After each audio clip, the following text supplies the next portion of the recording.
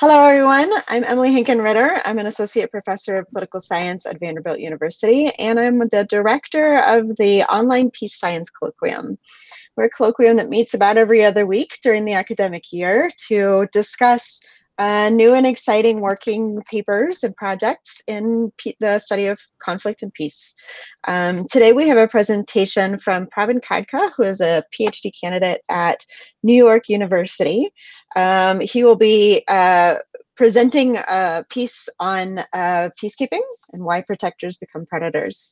Discussing our project today, we're joined by excellent scholars. We have Renard Sexton, who is currently a postdoctoral fellow at both the International Crisis Group and Princeton University, and who will start as an assistant professor at my alma mater, Emory University, in 2019. We have Seden Akcinaroglu, who is a associate professor of political science, at Binghamton University. And we have Austin Wright, who's an assistant professor of public policy at the Harris School of Public Policy at the University of Chicago. So thank you all for joining us, and I'm going to turn it over to Prabin for his presentation. Yeah. Hi all. Can I start? Yes, go right ahead. Yeah. Hi all. Thanks so much for having me.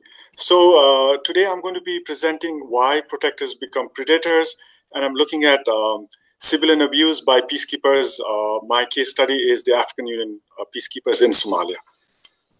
So the motivation for this research is the most important denominator in peacekeeping operations is protection of civilians, right? Almost every peacekeeping mission is mandated with this, what we know as POC mandate, protection of civilians.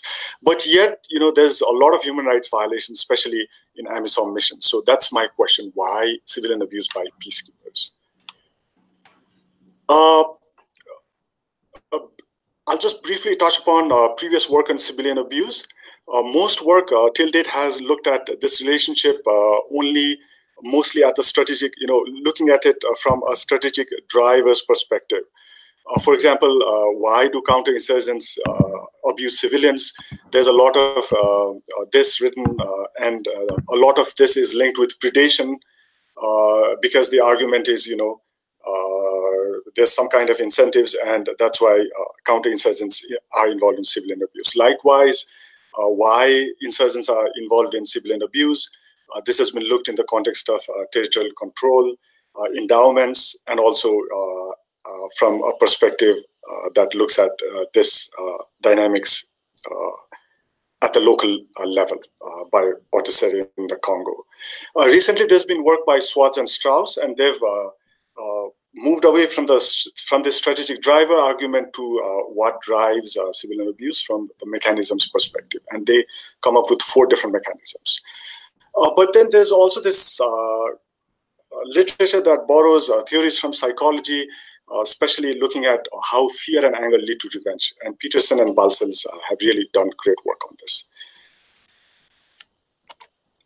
So what is my contribution to this literature and this broader work on peacekeeping plus civilian abuse?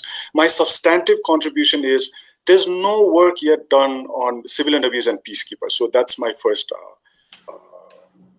thing on the table, that I'm contributing something substantively. So I'm arguing that civilian abuse is a function of the intensity of violence against peacekeepers. And I find that whenever a peacekeeper faces a very violent attack, here I'm taking IED attacks, improvised explosive device attacks against peacekeepers, I find then that the propensity to engage in civilian abuse increases by 10%. So that's my substantive contribution. Methods, I use a survey of current AMISOM serving peacekeepers, and I also compare my sample with actual blue helmet peacekeepers in South Sudan. And I do a separate survey experiment to tease out the mechanism. So my contribution is also this novel data set, original peacekeeping survey done with peacekeepers. And my main contribution is, what I'm trying to do in this paper is trying to tease out the mechanism and trying to identify the channel, how emotions drive revenge killing. So in fact, I'm borrowing and I'm extending what Peterson and Balcells has written on this, but I'm extending it to peacekeeping literature. So I've taken AMISOM peacekeepers as my case study.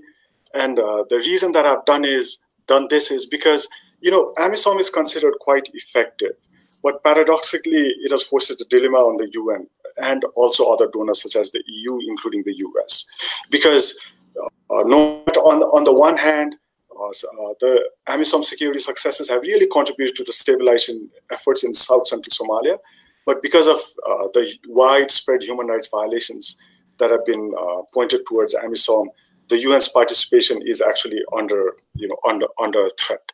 Right, so this can be a good model to replicate, but yet the UN is quite hesitant because of what's AMISOM has been accused of, which is human rights violations. But what is also interesting is this is a very interesting case study because it's a really high intensity mission. Right, so far till May 2018, I concluded my survey and my data gathering process around February 2018. So till May, almost 641 improvised explosive device attacks had been launched against AMISOM since 2011. And 2011 is the cutoff year because that's when AMISOM troops started fanning out from Mogadishu towards the rural areas in Somalia. And plus, this is also very unique in the sense we cannot comprehend the number of UN blue helmets being killed as compared to the numbers that have the numbers that AMISOM soldiers have lost lives in this mission, which is almost which every year it's almost on an average 30 to 40, right? So that's why this my case study is pretty unique. That's my argument. So that's my case study. So my dependent variable here is the civilian abuse index that I make using 6 questions. And these 6 questions, unfortunately, there's no civilian abuse index anywhere in the literature. So what I did was I took a lot of PowerPoint slides, training manuals that have been given out to different contingents, and I used the International Humanitarian Law, IHL, as my platform to derive my civilian index. So I use 6 questions. Questions, as you can see on the slide, questions 1 to 3 mostly deal with peacetime situations, whereas questions 4 to 6 are how you treat civilians during wartime. So that's what the IHL is all about, right? How do we deal with civilians as a combatant both during peace and war? And what I do is I collapse this into an Anderson 2009 ICW index so that I come up with my civilian abuse index.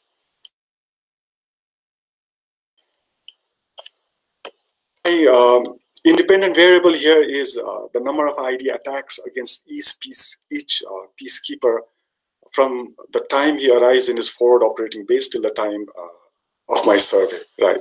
So this, I'm arguing, is exogenous to the number of ID attacks, because you can see this from my paper, there's about 86 forward operating bases, and where a soldier gets sent in his area of operation is almost random, right? There's no self-selection in sending peacekeeper I into forward operating base, let's say I. So that's what I'm trying to exploit here. And I present in the slide Sector 1 Uganda, which is covered by Uganda, and I'm showing you, for example, in January, Peacekeeper I arrives, and and there's 3 different rotations. So from January till next January, that's the time frame that, for example, this particular peacekeeper is exposed to in terms of different ID attacks against that particular base where he's been deployed to, right? So my identification strategy is not entirely like random, but it's exogenous and there's no self-selection. So that's what I'm trying to argue and use, right, for my identification strategy. Please bear in mind that I'm not arguing that each ID attack is random, right? There's been papers that argue on that, but I'm not arguing on that. I'm taking that, but what I'm trying to argue is the time of his arrival in forward operating base till the time of my survey, the number of ID attacks within this time frame, that's exogenous. That's my identification strategy.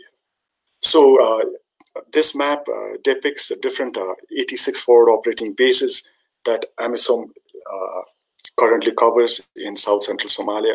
As you can see, I selected 29 bases out of the 86. The original plan was 40, but unfortunately, I couldn't go up to that number. And this map shows the 6 sectors that AMISOM covers in South Central Somalia and the forward operating bases. What you also see on this map are the red dots, which are the actual number of ID attacks from the time of the first peacekeeper that arrived in Somalia, till the time of my survey. So only those IDs have been covered. Hello, should I stop when I hear something? No, Hello? keep going. No, keep going. Okay. Yeah. So results. I'll quickly jump into results. So the first result is what you see is the IV, the independent variable here, are geocoded real-time ID attacks against a particular forward operating base, right? And I have 29 here in my study. So what you can clearly see is the 6 questions here from 1, 2, 3, 4, 5, 6, and then my human rights abuse index. And then I also, because of missing data, because I miss almost 100 plus when building this index, I miss 100 plus observations, I do multiple imputation. So what's interesting quickly is you can see, and these are at 95% confidence intervals. You can see that whenever there's an ID attack against an individual peacekeeper, then the result says that there's 0.3 tenths of standard deviation, and the direction is negative. So if there's ID attacks, then the propensity of that individual peacekeeper to commit human rights violations is significant, is high. This is the geocoded real-time ID attacks. I do the same specification, but using self-reported ID attacks.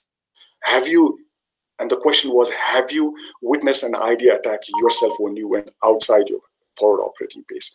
And I find similar results. The 6 questions fluctuate between this result and my previous result, but the human rights index is almost the same. The coefficient here is a little weaker than my real-time ID attacks. So these 2 are my main results. Right? But then what I also do is, is it really, this intensity of violence? My argument here is intensity of violence, right? So what I do is I take my Ethiopian sample that serve under AMISOM flag in South Central Somalia, and I compare them with Ethiopians, but serving in South Sudan under blue helmets, right? And this is the only possible comparison, because out of the 5 countries serving in Somalia, no other country serves under a blue helmet anywhere else in the world. So this is the only possible comparison. And what I find when I ask the same question, 6 questions, and collapse them into an index, is I find this HR index negative for peacekeepers that are serving in Somalia. And I'm using this argument because though the South Sudan mission is quite intense, there are no ID attacks, right? And there's hardly any attacks against peacekeepers ever in South Sudan, though we've heard, occasional stories about attacks. There's no real big attacks against peacekeepers. So I'm comparing this just to buttress my findings that it's the intensity of violence that's driving results, right, against peacekeepers, right? But then my results aren't yet teasing out, why is this happening? What are the channels involved, right? So what I did was, in order to identify what channel is driving this, civilian abuse by peacekeepers, what I did was I tested 2 possible channels. The first is the revenge channel, as the literature says, and the second is show of force channel. Like, what I mean by show of force is you could just go out and abuse a few civilians just to make sure that the loyalty, as there's a lot of literature written by SWATs, so punitive actions, but to buy loyalty, right? So that's some kind of like show of force channel. But what I find when I interact with number of killed witness ID attacks and injured witness ID attacks is I find that the results are only significant whenever there's fellow peacekeepers killed, right? As opposed to show of force channel, results aren't significant either when they're under fire or whenever there's a firefight with Al-Shabaab, because AMISOM troops do go out, for offensive operations. So my tests actually point to that it's the revenge channel that's causing this human rights violations, right? But I still want to make sure that this is actually driving the results. So what I did was I went back and I chose one particular isolated base that's manned by the Kenyans, and I did this survey experiment, right? So I put up 2 conditions, and unfortunately I couldn't run the survey myself, so I had to do it through another enumerator. So I had to make it as simple as possible. So I do understand that it's not ideal, but this was the best shot that I could. Otherwise, I would have, ideally, I wanted to do 3 or 4 conditions, but that didn't work out. So just to come back to what I did, the treatment, the control condition is small arms fire. You know, it's a scenario that is almost similar to any particular scenario that a peacekeeper faces every day when he goes out of his forward operating base, either for logistics convoy or for an actual operation, right? So the control scenario here is the convoy is attacked by small arms, you know, the small arms fire, but no one is injured. And when you disembark and look around, you see some shepherds running around, right? But no one's killed. But the treatment is, instead of the small arms, there's 2 big ID attacks. When you disembark, you realize that the first lead vehicle has been hit, and also probably 1 soldier is killed.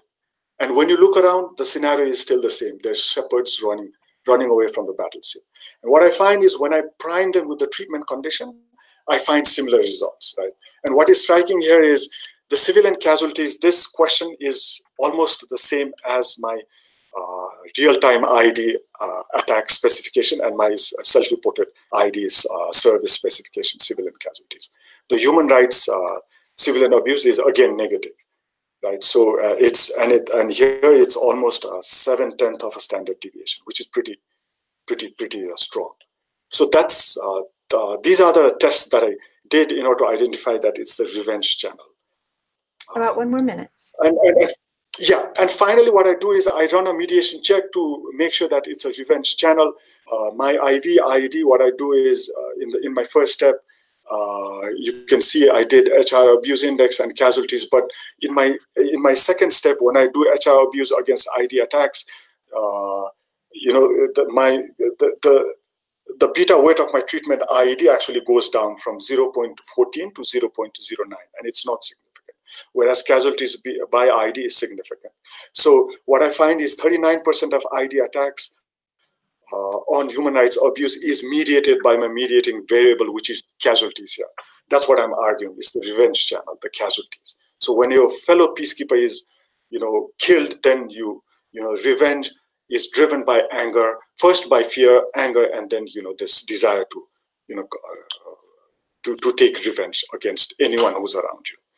So my results are in line with what Peterson and Balcells find, that fear and anger easily transform into desire for revenge, right? And this is, and the second step of my project is I'm trying to, you know, what I'm trying to argue is violence is indeed orchestrated by insurgents to achieve tangible political objectives, here to undermine the legitimacy of the peacekeepers, right? So why did they do that? They do that so that, you know, it's easy for them to mobilize the civilian support against AMISOM peacekeepers, right? And in fact, I'd like to conclude by saying that there was a recent study done by the UN University where they interviewed an Al-Shabaab commander, and he actually said it was easy to recruit new members to Al-Shabaab in areas where AMISOM had killed civilians. So thanks a lot for having me. I'm really grateful for this great opportunity, and I'm open to feedbacks, comments, questions. Great, thank you very much. And we're going to turn it over to Austin to start us off. All right, so I think there's a lot to like about this paper. I think obviously it's a topic that I'm particularly interested in myself, but I think it's generally important. I had a few quick comments, and I know I'm not supposed to be taking too much time here, but the first is just sort of zooming back out to the big picture in the way that the paper is written. The paper is written as if you have identified the propensity of peacekeepers to engage in civilian abuse, and that's not at all what you're capturing, right? You're capturing like their responses to survey questions that are not even indirectly asking about that.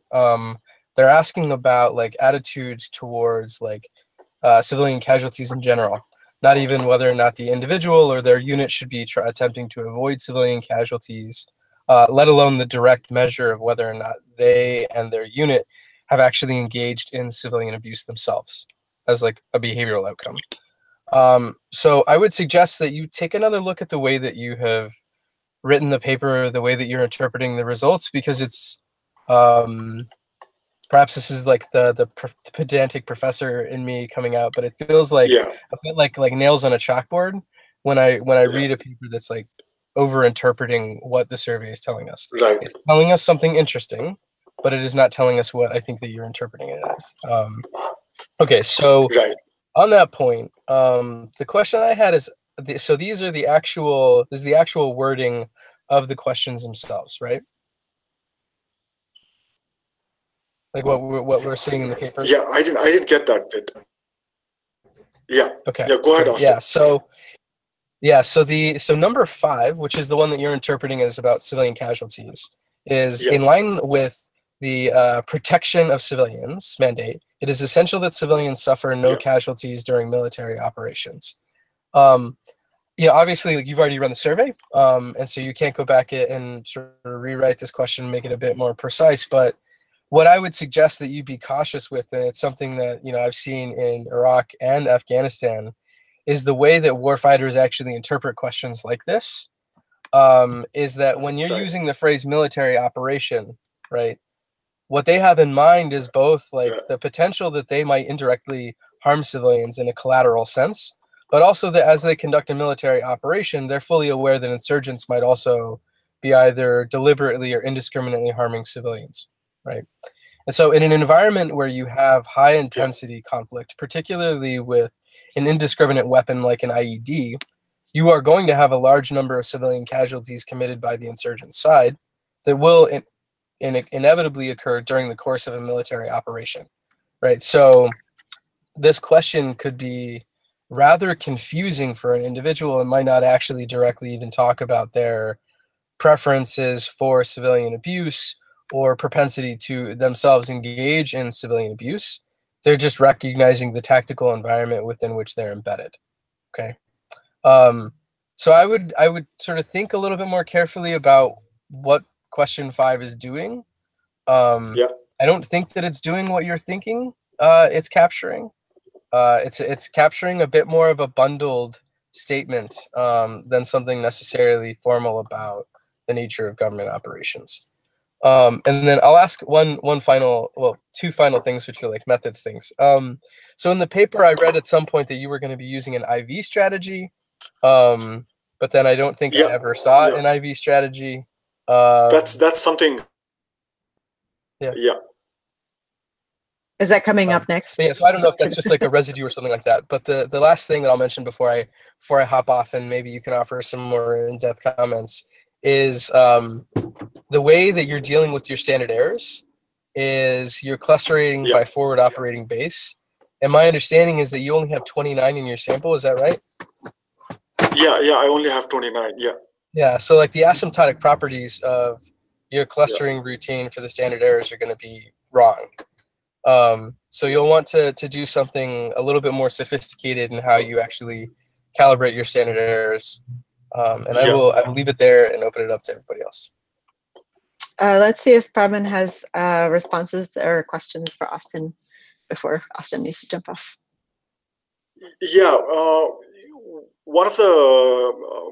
One of my constraints was that I had to show the questions to the peacekeeping headquarters, so they made a lot of changes on that.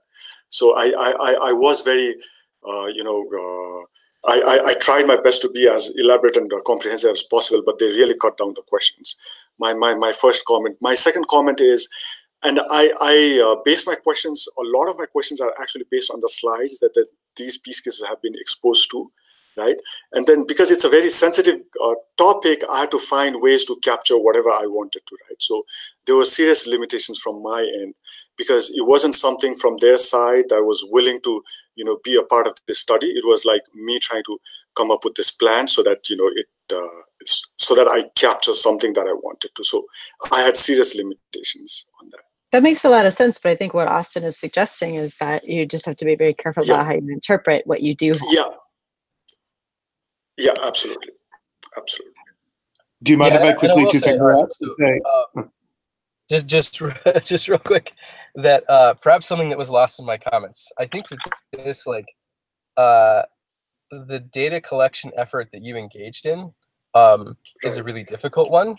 It is a novel one for someone who's like in a PhD and like not even necessarily on the market yet. I think that this has a lot of promise, but really you've got to be careful with the way that you're interpreting it, right? Yeah. Like you put in a lot of effort, you're stuck with the questions that you have, but you don't want to over-interpret from the questions that you have. Be mindful of the biases that they're going to be having, and then get as much out of it as you can. But yeah. Renard? Yeah, got you. Just very briefly on that is, I don't think that you necessarily have to use all 6 questions in the way that you are right now. So I think some of them fit the story that you're trying to weave better than others. So, you know, 1, 3, 4, 10, I think are more closely linked than the other ones. And if, I mean, there are good reasons to aggregate to an index, multiple comparisons problems, things like that, but they're sufficiently distinct that in some sense and you can see from your results that they don't necessarily all move in the same direction. You know, in fact, they move in quite different ways. Yeah. So I think kind of deconstructing the questions a bit more to understand exactly which ones are asking similar things and being more careful about how you interpret each of those can actually get you a lot more leverage in answering the question. Austin was very clear, but... Oh, Prabin, we lost you. Oh, sorry. I couldn't hear Renard properly. I'm really sorry about that. Yeah. Oh, sorry. Okay. I guess I'll just restate one thing, which is I think that by aggregating the 6 questions together, particularly because they don't necessarily pick up the same, there isn't necessarily a clear implicit topic that they're capturing together. You're actually losing some of the nice variation or like alternative stories that you could either rule in or rule out. So, you know, putting 1, 3, and 4 together to kind of measure something that's closer to the main thing you're trying to capture, and then using the other ones to kind of either bolster or rule out some of the other mechanisms that may be on the table, I think would be maybe a more effective way of using the questions that you end up being able to use. Did you get all of that, Prabin? Okay. No, I didn't, unfortunately. I heard Austin very clearly, but yeah, I heard Austin very clearly, but I couldn't hear Renard. Maybe I'll write to Renard separately if you could just like send me a paragraph. That's interesting. Can you hear me okay when I'm talking?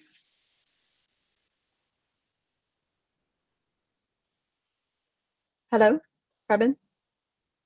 I can hear you at times. Okay. Yeah. I think there's something about your connection that we're yeah. having trouble with. Yeah. Yeah, I think it's my connection. I'm really sorry. Oh, that's about okay. That. Yeah. So the way, because this is being recorded, you can only... Would you guys hear me like when I presented? Yes, very good. So what Renard sounded great and super clear to me, and so in the recording it should be fine. So when we look at it later, you should be able to hear all of the comments. But essentially, he was saying that you're making an index and it's blurring all of the interesting variation that you're getting from the individual questions, and so he's suggesting that maybe you should analyze them separately as opposed to as an index. Questions.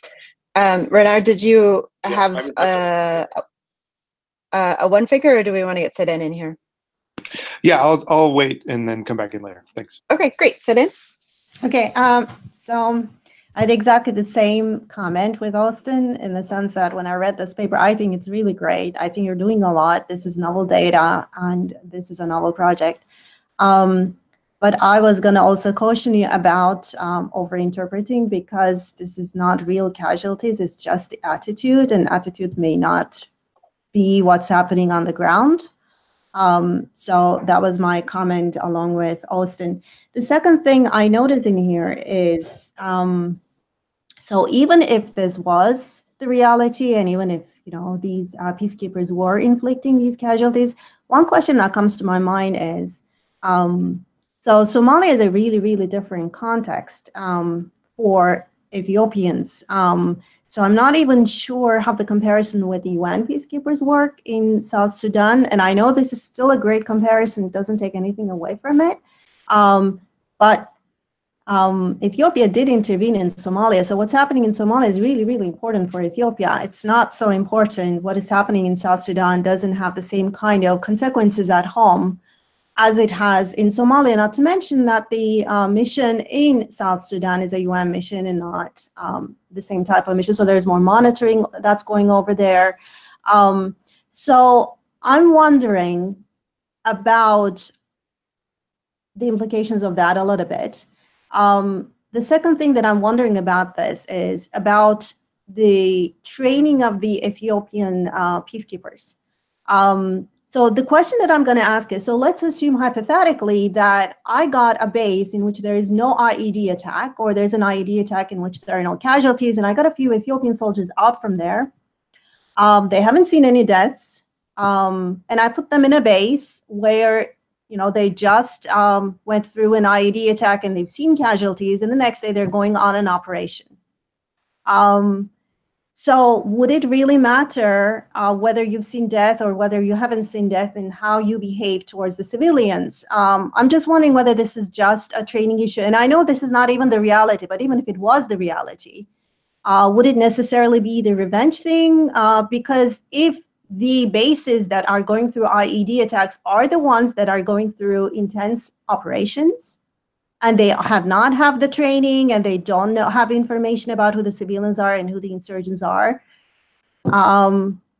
they might be inflicting more casualties, not because of the revenge or the fear, but because they're operating in more intense conditions, or they're involved in more operations.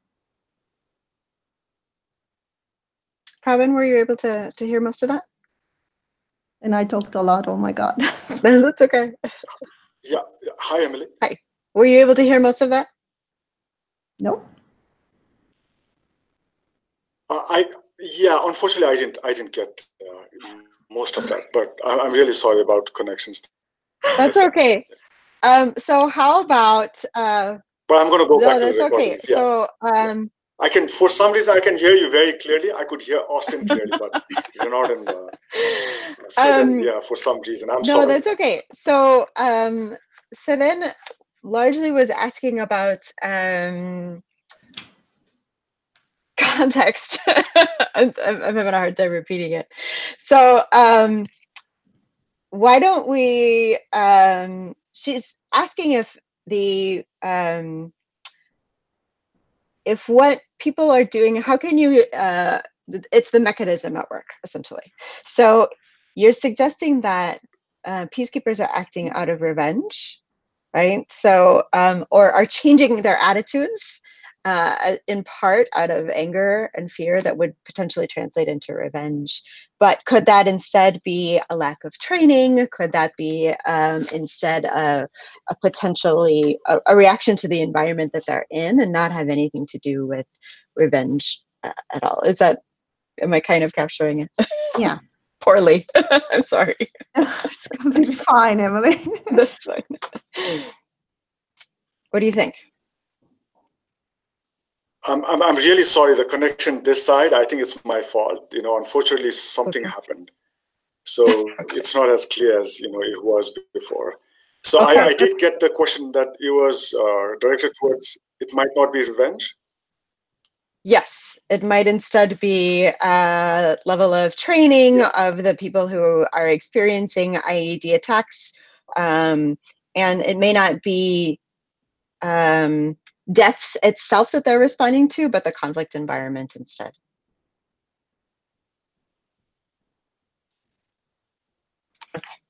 Okay, so I think what we're going to do, is collect comments. So I think because Prabin can't hear us very well, then what we'll do is have our discussants offer comments, and then he will be able to watch the video afterward and be able to make his responses. And we could even post responses if he would like to do that. So yeah. Well, I'm really sorry, but thank you so much, Emily. Yeah, I can hear you very problem. clearly, It's no problem. Really and the presentation was super clear, so it was well worth having you. So yeah, how about Renard? Or would Seden like to reinterpret now that I've butchered? No, it's okay. It's okay. Okay. You brought. I think you will understand too. Yeah, no problem. Okay. Okay. Great. So Renard. Okay, I'll just say a couple of things for kicking you back to the group. Sort of echoing what everyone said, I also just wanted to emphasize that there is really just an impressive amount of work that's gone into this. So, you know, it's a very interesting puzzle, both theoretically. There's a critical policy angle here. The data, the field work, the survey experimentation, the identification strategy. So I just want to emphasize that I think this is great work. So just on the theory, in the way the paper is written, I think it's important to propose that this is one explanation, or that you're interpreting one explanation and putting some mechanisms on the table for that one explanation, but recognizing that there are other explanations for why you'd see civilian abuse. So there are ones that don't have anything to do with the what peacekeepers have been exposed to. So just we'd expect changes in accountability, or like conditions on the ground, to also maybe have big changes in how peacekeepers would act. So zooming in on this kind of subsection of the peacekeeper experience, we can then sort of explore that. I'll just also echo, you mentioned right at the end of the paper that you're going to try and use some behavioral measures of human rights violations. I think, echoing what's been said, this is absolutely critical. So like, if you can get human rights violations by these units and have that as a separate set of analysis, that I think that makes the paper, it takes its believability and impact, up an entire tier of quality. So I think that's going to be a critical next step, and really where you should put a lot of your effort, like making sure that the identification strategy still works, and that you have enough variation in those outcomes that you'll be able to find those effects. And similarly, getting back to Austin's point, like with only 29 clusters, you're going to be a bit underpowered. So trying to figure out how to squeeze as much out of that observational data, or the behavioral data, as possible is going to be, I think, really important to taking the paper forward. Two last points. One is, one mechanism could be that when people experience attacks, they really update their beliefs about the threat of civilians. So the probability that civilians are associated with an insurgent group. And so the concern would be that basically these troops experience attacks and then assume or infer that the only way that these kinds of IEDs could have gone off without anybody alerting them is if civilians are essentially collaborating or in bed with insurgents. And thus, although they are willing to have much more aggressive behavior with respect to civilians, it's actually because they believe they may be much more likely to be combatants. I think you're going to have to sort of contend with that, because that's a sort of operational concern. And this is something that militaries around the world have had to contend with. And then lastly, in your treatment of time, right now you just have a linear control for amount of time at the base. But I think what you described is something that approximates more of a cohort analysis setup. So because it's not that people continuously arrive, instead they arrive at different points. And really what you're doing is exploiting variation within forward operating bases between cohorts. And so all you need to do is put a fixed effect in for each cohort, and then within those cohorts, examine the exposure to violence. And I think that will give you a cleaner analysis. I have a couple other comments I'd like to make at the end once everybody else has been able to speak, but I'll stop there for now. Okay, sounds great. Prabin, were you able to hear? Thanks, Renard. Yeah, certainly everything's clear now. Oh, okay, great. So if you have any response, we'll take it, or we can move on to Austin. Yeah, let's move on to Austin, because Renard's were mostly comments. Yeah. Okay, great. Yeah, so piggybacking off of what Renard just said, what I would suggest is that if you're going to use the cohorts, that you probably should drop the FOB fixed effect or district fixed effect. And so I had a question when I was looking at these indices. So I'm always a little first off, Renard nailed it that like you only really want this kind of index if you've got basically 6 measures that are capturing like 85 to 95% of the same variation. So really high Cronbach's alpha. And that's not at all what's happening here. You've got point estimates that are going in opposite directions, really different standard errors in terms of scale and magnitude. Yeah. So not a wise idea. So that naturally makes me a little bit like skeptical of like the index results. And if I'm looking at all these index results, like I'm not sure how the weighting is actually working in the background here. But often the results are not what you would expect given the magnitude of the other sort of offsetting effects that we should be observing if the index is being calculated in a way that's not putting like a incredible amount of weight onto like the civ relative CAS questions. So I guess like questions 4 or 5, right? Which it looks like it's always putting a disproportional weight on those given the magnitude of the estimated effects on the indices. Okay, so that's one. 2 is that if you go down to your table 2, which is the mediation analysis, I guess one always has to be a little bit worried about doing mediation analysis just because it requires a lot of additional assumptions. In particular, like what you're doing, you need sequential ignorability, which is like a very, very difficult to meet standard. It's untestable, right? As most of the most important assumptions are. But I think that you would at least, if you would really want to make this case, in terms of the moderating effect, if you will, then you're going to need to be able to at least nail the discussion of what are the assumptions that we need to be able to plausibly validate through some qualitative evidence or institutional details like sequential ignorability.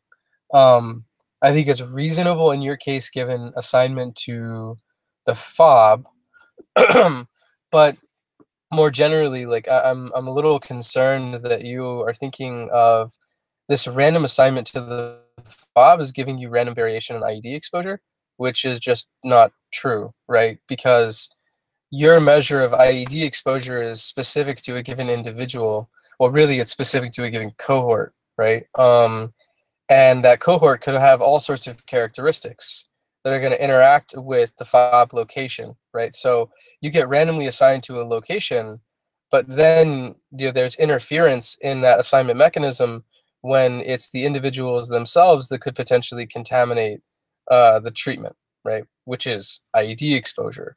And so all those individual characteristics of warfighters at these forward operating bases are going to explain some of the variation in IED exposure, which means that you don't really have that sort of as if random assignment to IED exposure because it's really a 2-step process. 1, you have to be assigned to a FOB, and then 2, you have to conduct operations at that randomly assigned FOB. But those operations in conjunction with the random assignment are going to give you actual IED exposure. Okay, so your random assignment, which you're going to need for the sequential ignorability, is going to break down. And more importantly, for the main analysis, this identifying assumption of as if random assignment to exposure is also going to break down, right? So you'll want to think about that really because your measure is a 2-step process, right? And you get random assignment in stage 1, and then you get completely endogenous variation in step 2. So you got some weighted combination of those 2 things. If you can make an argument that it's all about the as if random variation in stage 1, then that's great, right? And that's kind of where I thought you were going to go with the identification strategy, that you could instrument for cohort IED exposure based off of prior cohort IED exposure, right? Which, given that you're being as if randomly assigned, your characteristics as a cohort should be uncorrelated with the characteristics of the prior cohort. And so if we're worried about this endogenous stage 2 effect, you're going to wipe that out if you use an IV, potentially, from the prior. Obviously, you need to not just be worried about the exogeneity assumption, but also worried about the exclusion restriction. So a little tricky there. But again, I thought overall this is a nice paper. It's got a lot of potential. You just got to nail down some of that interpretation, like Seden said. And I'm happy to take a look at a future iteration of the paper as well. Thanks, that's a kind offer. Seden. So I have only one last comment. I really, really, really like the paper. And I think it would be great. When you were asking for feedback at the end, I think it would be great if you could collect that atrocities information and really, really see what's going on the ground. And the second thing I would be really, really interested in would be to see exactly, as you wrote over there, how Al-Shabaab is strategically using the behavior on the ground of the peacekeepers to actually instigate its attacks. Is there a strategic action by Al-Shabaab?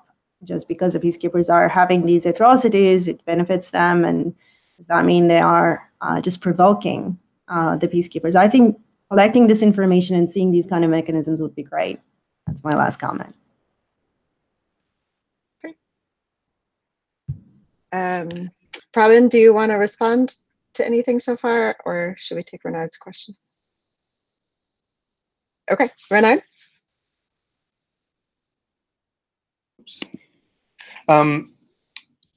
So I think this whole strategic provocation question is a really nice one and gives a little more theoretical heft to this.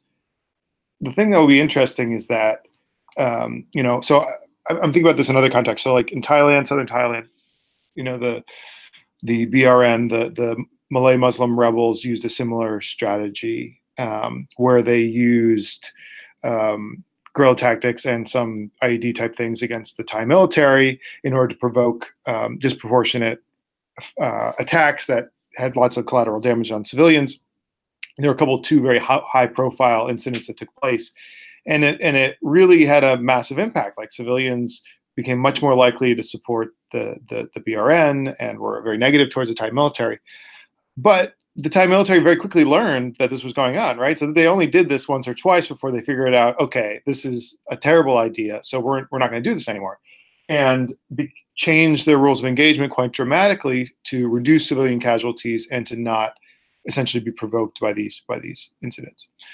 So the question is, like, if really this kind of civilian victimization in response to Al-Shabaab attacks is a serious problem, then you would expect the Ethiopian military to make the requisite changes such that it's not ruining their in theater tactical or strategic circumstance. So my sense is that there's like a sort of multi-stage game theoretic approach to this, where you could think about, under what conditions would you expect IEDs to like successfully provoke, and at what point does the military sort of like learn the game and stop doing it, right? Whereas I think what you're suggesting from the personal perspective is that these peacekeepers aren't thinking in those terms. But once you get to the behavioral results, and if you can show over time that maybe like, okay, there's like an initial uptick in human rights violations, but then it goes down, and maybe some qualitative evidence on how the leadership are responding relative to individual soldiers,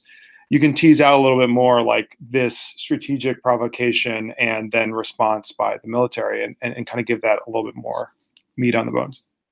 I guess the last thing I'd say is just, sorry to drone on here, just on the survey experiment, I mean, it's always tough to critique this kind of thing because in a really tough environment, there are so many things you're contending with. But, the manipulations do, in some sense, confound the type of attack with the result. So, you have small arms, nobody injured, and then you have IED, people hurt. And so I think you're right to focus on the casualties here, but, it is the case that IED attacks and small arms fire are qualitatively different, in the sense that an IED attack where no one is injured is still very different from a small arms attack where nobody's injured. And so I think at least you have to acknowledge that, and maybe it doesn't kill the utility of this, but I think you can't hand wave your way through it.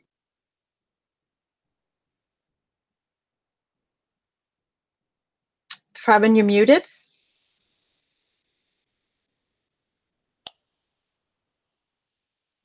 Okay, you should be good. Yeah. My response to the learning thing is, I think what's unique in terms of peacekeepers is because of the rotation thing. So everyone comes in, everyone goes, and so the different cohorts. Yes, they do learn, but the unique thing here, which I could possibly exploit, is there's the learning isn't constant and it's not institutional, right? Because they all go back to their respective countries. So I think I could possibly, and Renard's example of Thailand is similar, but in a way different also, because there the learning stays, right? Whereas here, because the cohorts have to go back, so I think, and it's completely a different process again. So my argument here is, despite the learning, because after the new cohort arrives, it's a repeated new game. That's great, right? And I think that really is a nice hook for what makes it interesting. Exactly. Yeah. Excellent. Yeah, Austin. So you might want to reach out to Ethan Bueno de Mesquita, who on a project on counterinsurgent learning in Afghanistan in particular, where what they're taking advantage of is the irregular rotation cycle of units to forward operating bases, with the idea being exactly what you just described, which is that although there are transition manuals and there should be some informal learning, you're going to have this real steep drop-off in local knowledge when the transition is done. Right? And so I'm sure that paper might help you sort of think through potential ways that you could structure an empirical strategy around that. Yeah. Great. Do we have any more comments or questions that anyone would like to raise?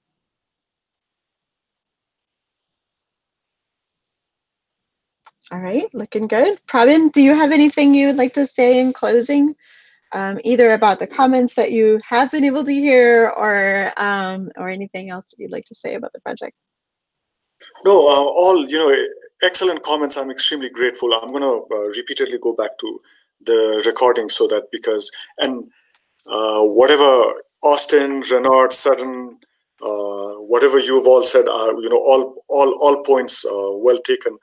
And I think my challenge here was, my first motivation for this project was, is there this strategic sense from Al-Shabaab in trying to provoke the insurgents, the peacekeepers here? But I didn't get hold of the human rights abuse violation data, the observational data, which I've now managed to. It's not ideal, but it's something. So that's what I'm going to be working on. So that's why this flip side that I had in my paper, because this is supposed to be secondary, that's supposed to be the primary, analysis and presentation. But hopefully I'll see what I can get out of that. But great points, guys. I'm really thankful and extremely grateful. Excellent. Thank you for sharing your paper with us. I'd like to remind anybody who is watching that you can go to the Online Peace Science Colloquium website and you can download the paper in its working form and reach out directly to Prabin if you have your own comments or questions that you'd like to mention to him. I'd like to thank everybody for participating. Thank you to Prabin for sharing your work with us today. Thank you to Renard and to Austin and to Seden for leaving your spring breaks and your conference at ISA and everything that you did to be able to join us today. I really appreciate it. Apologies for the technical difficulties, but thanks a lot, Seden, Renard, Emily, and Austin. Thank you so much, guys. Thank you so much for joining us. Thanks, Emily. Appreciate it. Thanks. Good work, Prabin. Bye-bye.